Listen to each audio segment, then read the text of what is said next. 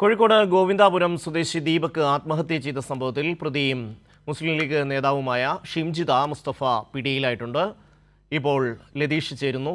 ലതീഷ്, എവിടെ വെച്ചാണ് പിടിയിലായത്? വിശദാംശങ്ങൾ. ഷമി, അല്പസമയം മുമ്പാണ് ഷിംജിത പിടിയിലായത്. മുസ്ലിം ലീഗിൻ്റെ നേതാവാണ് ഷിംജിത. കഴിഞ്ഞ തവണ അരീക്കോട് ഗ്രാമപഞ്ചായത്തിലെ മുസ്ലിം ലീഗിൻ്റെ ജനപ്രതിനിധിയായി അവർ തിരഞ്ഞെടുക്കപ്പെടുകയും ചെയ്തിരുന്നു. ബന്ധുവീട്ടിൽ വടകരയിലാണ് അവരുടെ സ്വന്തം വീട്. അവിടെ കേസെടുത്ത ശേഷം അവർ ഒളിവിലായിരുന്നു. ആത്മഹത്യാ പ്രേരണ കുറ്റത്തിനാണ് ഷിംജിതയ്ക്കെതിരെ കോഴിക്കോട് മെഡിക്കൽ കോളേജ് പോലീസ് കേസെടുത്തത്. ഇതിനുശേഷം അവർ വീട്ടിൽ നിന്നും മാറി നിൽക്കുന്ന സാഹചര്യം ഉണ്ടായിരുന്നു. മൊബൈൽ ഫോണും സ്വിച്ച് ഓഫ് ആയിരുന്നു. കഴിഞ്ഞ 2 ദിവസമായി കേസെടുത്ത ശേഷം പോലീസ് ഇവരെ പിടികൂടുന്നതിനായി വ്യാപകമായ തെരച്ചിൽ ഇവരുടെ ബന്ധുവീടുകളിലും സുഹൃത്തുക്കളുടെ വീടുകളിലുമെല്ലാം നടത്തിയിരുന്നു. ഇന്നിപ്പോൾ ഉച്ചയ്ക്ക് ശേഷമാണ് വടകരയിലെ ബന്ധുവീട്ടിൽ വെച്ച് ഇവർ പിടിയിലായത്. വടകര വെച്ച് തന്നെ മെഡിക്കൽ പരിശോധന പൂർത്തിയാക്കിയെന്നാണ് നമുക്ക് മനസ്സിലാക്കാൻ കഴിയുന്നത്. മെഡിക്കൽ പരിശോധന പൂർത്തിയാക്കി വാഹനത്തിൽ കയറുന്ന ദൃശ്യങ്ങളാണ് നമുക്കിപ്പോൾ ലഭിച്ചിരിക്കുന്നത്. നമ്മൾ കാണിക്കുന്ന ദൃശ്യങ്ങളും ആ ദൃശ്യങ്ങളാണ്. എന്തായാലും അല്പസമയത്തിനകം തന്നെ ഞാനിപ്പോൾ നിൽക്കുന്ന കോഴിക്കോട് മെഡിക്കൽ കോളേജ് പോലീസ് സ്റ്റേഷനിലേക്ക് ഇവരെ എത്തിക്കും. ഇവരുടെ മുൻകൂർ ജാമ്യ ഹർജി നാളെ കോടതി പരിഗണിക്കാനിരിക്കുന്നൊരു സാഹചര്യമുണ്ട്. അതുകൊണ്ട് തന്നെ അറസ്റ്റ് ഉൾപ്പെടെയുള്ള നടപടികളിലേക്ക് പോലീസ് ഇന്ന് കടക്കുമോ എന്ന കാര്യത്തിൽ ഒരു വ്യക്തത വരേണ്ടതുണ്ട്. എന്തായാലും 24 മണിക്കൂർ പോലീസിനെ കസ്റ്റഡിയിൽ വെക്കാനുള്ള ഒരു നിയമപ്രകാരം തന്നെ കസ്റ്റഡിയിൽ വെക്കാനുള്ളൊരു സാഹചര്യം നിലവിലുണ്ട്. മുൻകൂർ ജാമ്യാപേക്ഷയെ പ്രോസിക്യൂഷൻ സ്വാഭാവികമായും എതിർക്കുകയും ചെയ്യും. കാരണം ഇവരുടെ മൊബൈൽ ഫോണാണ് പ്രധാനപ്പെട്ട തെളിവ് എന്ന് പറയുന്നത്.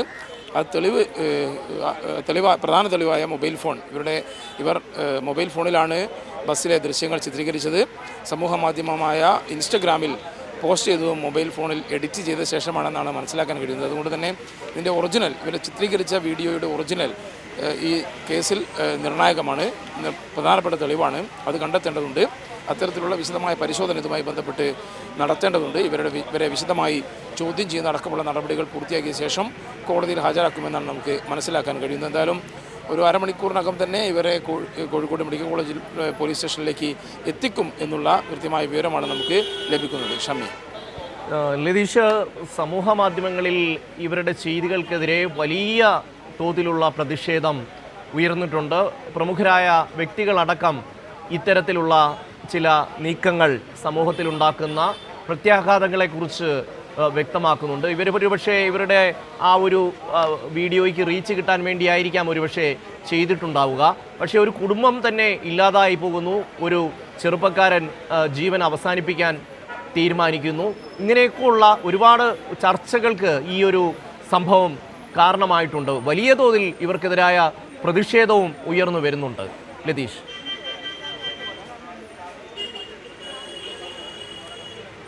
തീർച്ചയായും സ്ത്രീ സുരക്ഷ സംബന്ധിച്ച നിയമത്തെ പോലും കാറ്റിൽ പറത്തിയാണ് ഇത്തരത്തിൽ 5 വർഷം ഒരു പ്രധാനപ്പെട്ട രാഷ്ട്രീയ പാർട്ടിയുടെ മുസ്ലിം ലീഗിലെ ജനപ്രതിനിധിയായ ഒരു യുവതി ഇത്തരത്തിൽ ബസ്സിൽ നിന്നുള്ള വീഡിയോ ചിത്രീകരിക്കുകയും അത് അവർക്ക് അങ്ങനെ ഒരു പരാതി ഉണ്ടായിരുന്നുവെങ്കിൽ, അത്തരത്തിൽ മോശം അനുഭവം ബസ്സിൽ നിന്ന് അവർക്ക് ദീപക്കിൽ നിന്ന് ഉണ്ടായി എങ്കിൽ അവർക്ക് ആ ബസ് അന്നപ്പം തന്നെ ആ ഘട്ടത്തിൽ തന്നെ പോലീസ് സ്റ്റേഷനിലേക്ക് വിടാനുള്ള നിർദ്ദേശം കൊടുക്കാമായിരുന്നു. അത് ബസ്സുകാർ സ്വാഭാവികം അനുസരിക്കേണ്ടിയും വരും.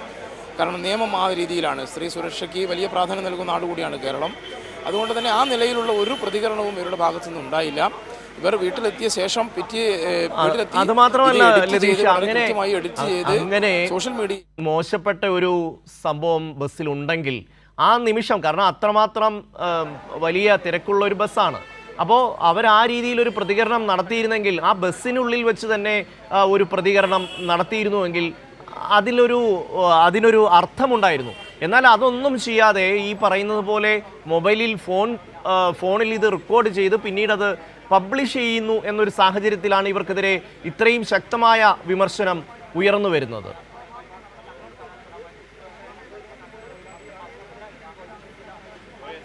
തീർച്ചയായും അവർക്ക് പരാതി ഉണ്ടായിരുന്നെങ്കിൽ അവർക്ക് അത് നിയമപരമായി തന്നെ നടപടി സ്വീകരിക്കാമായിരുന്നു. ആ നിലയിൽ ഞാൻ പറഞ്ഞു വന്നത് അത് തന്നെയാണ്. ബസ് നേരെ പോലീസ് സ്റ്റേഷനിലേക്ക് വിടാനുള്ള നിർദ്ദേശം അവർക്ക് നൽകാമായിരുന്നു. ആ രീതിയിൽ ബസ് പോലീസ് സ്റ്റേഷനിലെത്തും. ഈ തെളിവ് അവർക്ക് അത്രയും ദുരനുഭവമാണ് ദീപക്കിൽ നിന്ന് ഉണ്ടായതെങ്കിൽ, ബസ്സിൽ വെച്ചുണ്ടായതെങ്കിൽ ഈ വീഡിയോ പോലീസിന് തെളിവായി തന്നെ കൈമാറാമായിരുന്നു. ആ നിലയിൽ നിയമ നടപടികളിലേക്ക് അവർക്ക് കടക്കാനുള്ള എല്ലാ സാധ്യതകളും ഉണ്ടായിരുന്നു എന്നിരിക്കെ ഇതൊന്നും ചെയ്യാതെ അവർ ഒരു വ്യക്തിയെ തേജോവധം ചെയ്യുക എന്ന ഒരൊറ്റ ലക്ഷ്യം വെച്ചുകൊണ്ട് ഇത് ഇൻസ്റ്റഗ്രാമിൽ എഡിറ്റ് ചെയ്ത് പ്രചരിപ്പിക്കുന്ന ഒരു സാഹചര്യമാണ് ഉണ്ടായത്. ആ നിലയിൽ അതിന് അനുകൂലമായും പ്രതികൂലമായും അന്ന് തന്നെ പ്രതികരണമുണ്ടായി. സുഹൃത്തുക്കൾ വഴിയാണ് ദീപക് ഈ വിവരം തന്നെ അറിയുന്നത്. ദീപക് അതോടുകൂടി മാനസിക സമ്മർദ്ദത്തിൽ അടിപ്പെടുകയായിരുന്നു. വിവാഹമോചനം നേടിയ ഒരാളാണ് ദീപക്. അച്ഛനും അമ്മയും മാത്രമാണ് ആശ്രയമായി ഉണ്ടായിരുന്നത്. വളരെ കുറച്ച് സുഹൃത്തുക്കൾ മാത്രമാണ് ദീപക്കിനുള്ളതെന്ന് നമുക്ക് ആ വീട്ടിൽ പോകുമ്പോൾ തന്നെ മനസ്സിലാക്കാനും കഴിയും. എന്തായാലും അവരൊക്കെ ഈ വിഷയം അറിഞ്ഞ് ദീപക് മനോവ്യതയിലാണ് എന്ന് അറിഞ്ഞ് വീട്ടിലെത്തുന്ന ഒരു സാഹചര്യം രാത്രി തന്നെ ഉണ്ടായിരുന്നു. എന്നാൽ അപ്പോഴേക്കും ദീപക് ആത്മഹത്യ ചെയ്ത ഒരു നിലയിലാണ് ഇവർ കണ്ടത്. ആ നിലയിൽ വലിയ മാനസിക ആഘാതം ഈ യുവാവിനുണ്ടായി എന്നുള്ള കാര്യത്തിൽ യാതൊരു തർക്കവുമില്ല. അതുകൊണ്ട് തന്നെയാണ് കുടുംബം പിറ്റേ ദിവസം ഈ ഷിംജിതയ്ക്കെതിരെ നടപടി ആവശ്യപ്പെട്ടുകൊണ്ട് കേസെടുക്കണം എന്നാവശ്യപ്പെട്ടുകൊണ്ട് സിറ്റി പോലീസ് കമ്മീഷണർക്കും മുഖ്യമന്ത്രിക്ക് ഉൾപ്പെടെ പരാതി കൈമാറുന്ന സാഹചര്യമുണ്ടായി. വളരെ വേഗത്തിൽ പോലീസിൻ്റെ ഭാഗത്ത് നടപടി ഉണ്ടാകുന്നു. ഷിംജിതയെ പ്രാഥമികമായി ചോദ്യം ചെയ്യുന്നു. ഒപ്പം കുടുംബാംഗങ്ങളിൽ നിന്നും മൊഴിയെടുക്കുന്നു. അന്ന് വൈകിട്ട് തന്നെ 2 ദിവസം മുമ്പ് മെനയാന്ന് വൈകിട്ടോടുകൂടി ഷിംജിതയ്ക്കെതിരെ ആത്മഹത്യാ പ്രേരണ കുറ്റം ചുമത്തി പോലീസ് കേസെടുക്കുന്നു. ഇതോടുകൂടി ഷിംജിത തൻ്റെ മൊബൈൽ ഫോൺ സ്വിച്ച് ഓഫ് ആക്കുന്ന സാഹചര്യമാണ് ഉണ്ടായത്.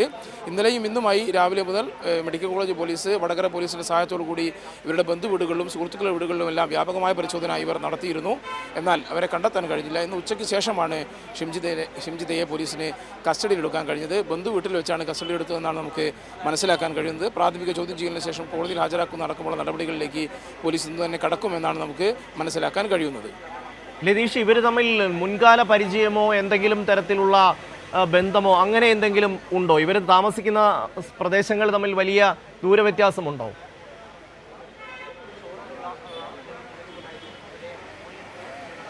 വളരെ ദൂരവ്യത്യാസമുണ്ട്. ഷിംജിതയുടെ സ്വന്തം വീടാണ് വടകര. വിവാഹം ചെയ്ത് കണ്ടുപോയ സ്ഥലമാണ് അരീക്കോട് മലപ്പുറം ജില്ലയിലാണ്. അവിടെയാണ് അവർ കഴിഞ്ഞ ടൈമിൽ, ഇപ്പോൾ 2 മാസം മുമ്പ് വരെ അവർ മുസ്ലിം ലീഗിൻ്റെ ജനപ്രതിനിധിയായി അവർ വാർഡ് മെമ്പറായി പ്രവർത്തിച്ചു വരികയായിരുന്നു. ഇപ്പോൾ കുറച്ചായി അവർ വടകരയിലാണ്, അവരുടെ സ്വന്തം വീട്ടിലാണ് താമസമെന്നാണ് നമുക്ക് മനസ്സിലാക്കാൻ കഴിയുന്നത്. അങ്ങനെയാണ് അവർ പയ്യന്നൂരിലേക്ക് ദീപക് സ്വകാര്യ സ്ഥാപനത്തിൽ ജോലി ചെയ്യുന്ന, മാർക്കറ്റിംഗ് ഫീൽഡിൽ ജോലി ചെയ്യുന്ന വ്യക്തിയാണ്. അതുകൊണ്ട് തന്നെ ഇത്തരത്തിൽ കണ്ണൂർ, കോഴിക്കോട്, വയനാട് ജില്ലകളിലൊക്കെ അദ്ദേഹം യാത്ര ചെയ്യാറുണ്ട്. ബസ്സിൽ യാത്ര ചെയ്യുന്നതിനിടെയാണ് പയ്യന്നൂരിൽ വെച്ച് ഇത്തരമൊരു ദുരനുഭവം തനിക്കുണ്ടായി എന്ന് പറഞ്ഞുകൊണ്ട് അവർ ലൈംഗിക അതിക്രമം. തീർച്ചയായും കോഴിക്കോട് ഗോവിന്ദാപുരം സ്വദേശി ദീപക് ആത്മഹത്യ ചെയ്ത സംഭവത്തിൽ മുസ്ലിം ലീഗ് നേതാവായ ഷിംജിത മുസ്തഫ പിടിയിലായിരിക്കുന്നു.